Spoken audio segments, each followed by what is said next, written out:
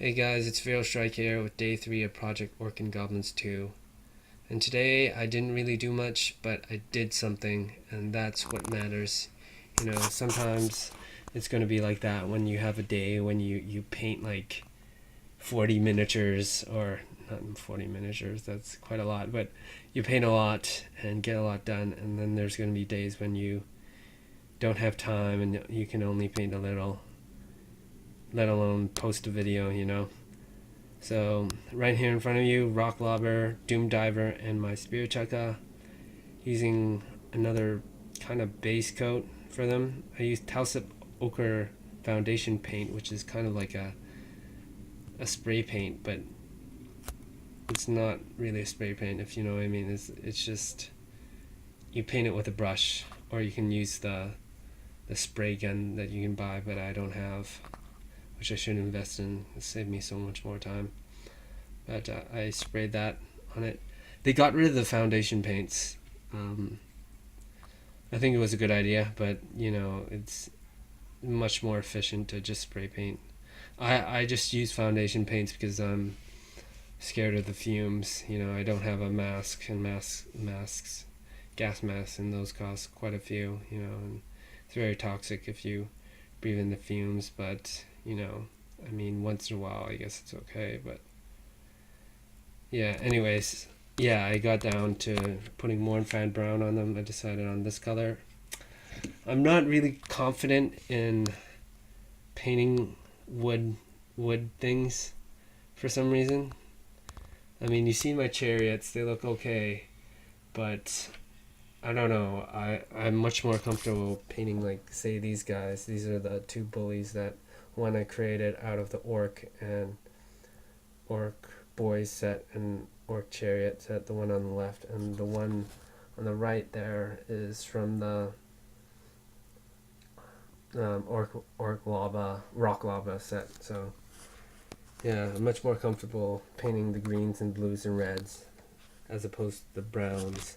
I might put, like, just keep the Mournfang brown and lighten it up with a white, maybe. I don't know.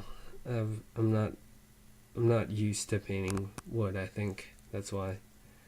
And yeah, so I might just stick with Mournfang brown. And also, maybe I should keep this kind of brown because more like monotone, more dull, so it focuses more on the colorful aspects of my army. But we'll see. And if you have any suggestions, I'm up for it. I'm definitely going to put a wash on it, but we'll see about that. So let's just jump right into the question that Warboss Day asked for day 3. I mean, I guess you don't really have to do them in order, but I'm just going to do them in order. So, and it's more chronological or whatever, it's easier to follow. So number 3 question, how old were you when you started gaming, painting / collecting? And that's a tricky question for me because I was quite young when I started in the hobby. I think 5 or 6. I remember, if you watched my last video, you've seen the flame cannon, throne of power, and clansman. Yeah, I got those when I was in London, actually, and that's, I think, the headquarters of GW.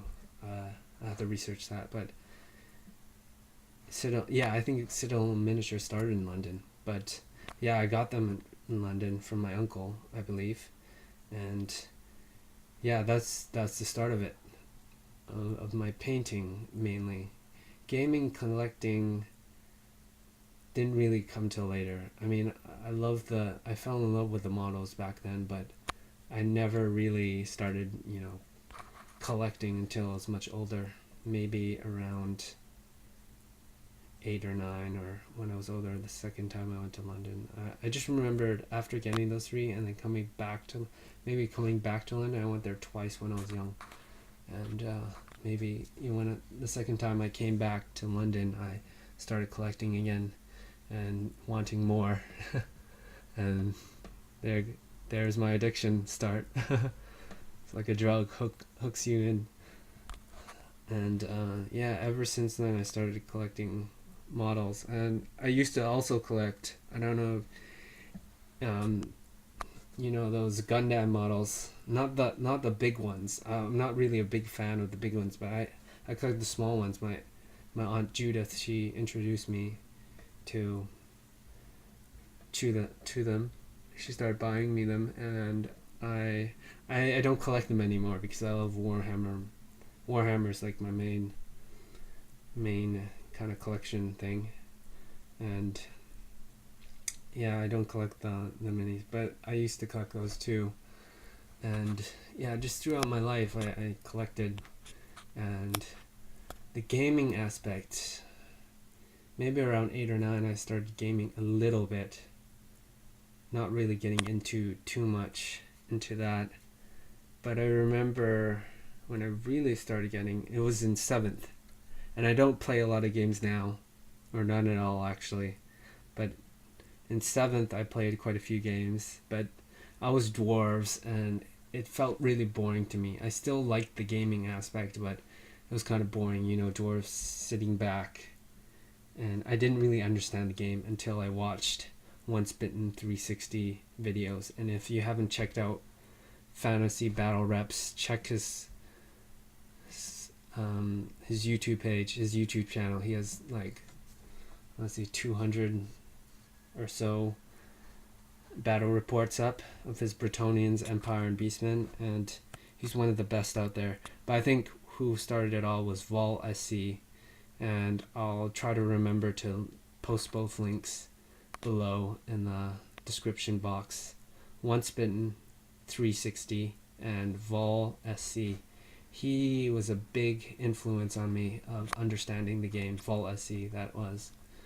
And he really, most of the stuff is 7th edition. He doesn't do Games Workshop anymore, but if you want to know, it's still a good like background thing to look at, you know, if you want to know what the game is about.